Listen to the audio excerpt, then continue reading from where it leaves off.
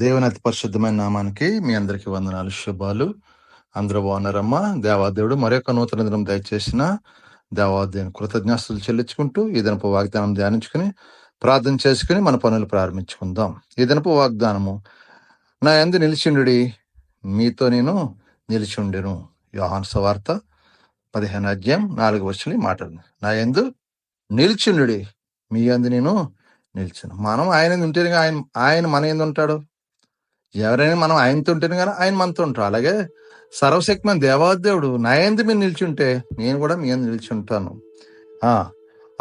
తీగ ద్రాక్షవల్లిలో నిలిచి ఉంటేనే గాని తనని తాను ఎలాగ ఫలింపదో అలాగే నా యందు నిలిచుంటే గాని మీరు ఫలింపరు. తీగ ద్రాక్షవల్లితో నిలిచుంటే గాని తనని తాను ఎలాగ ఫలించాలి. అలాగే తండ్రితో మన సహవాసం చేస్తే మనం ఫలిస్తాం.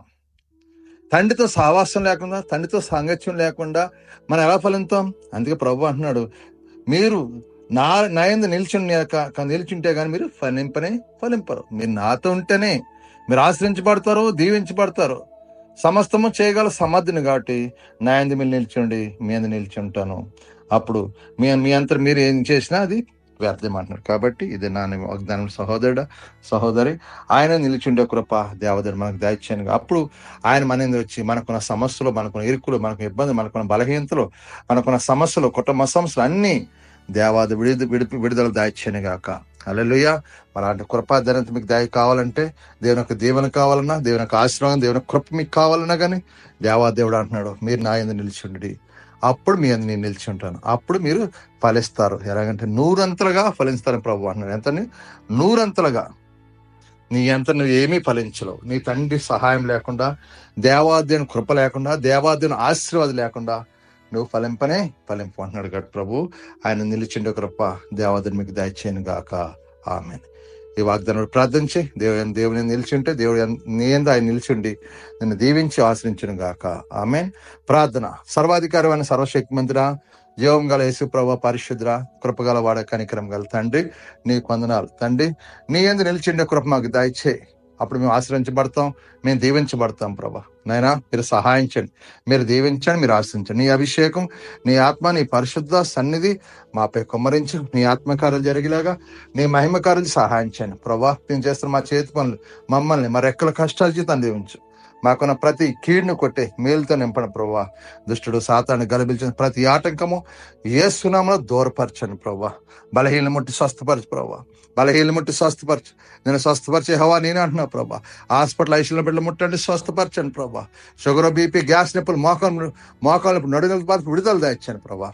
మీరు సహాయం చేసి, మీరు దీవించి, మీరు ఆశీర్వదించి, మీ కృప చూపించమని అడుగుతున్నాను తండ్రి. నీకు వందనాలు. ఎవరైతే కుటుంబ సమస్యలతో బాధపడుతున్నారో కుటుంబాలు కట్టండి, కుటుంబాల సమాధానం దాచండి. ఎవరైతే ఇంకను తండ్రి గర్భాల కోసం ఎదురు చూస్తున్న గర్భాలు తెరవండి.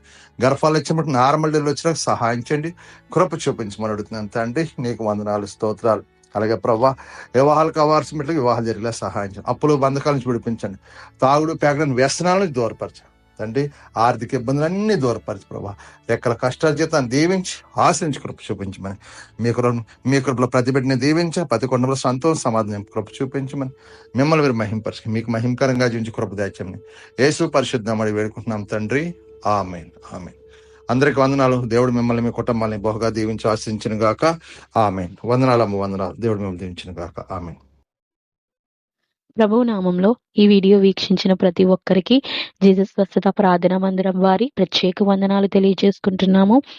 మరి ఇంకెన్నో సందేశాలు, వీడియోలు, సంఘ కార్యక్రమాలు మీకు అందుబాటులోకి రావడానికి పక్కనే ఉన్న సబ్స్క్రైబ్ బటన్ని ప్రెస్ చేసి బెల్ ఐకాన్ని కూడా ప్రెస్ చేయాల్సిందిగా కోరుకుంటున్నామండి.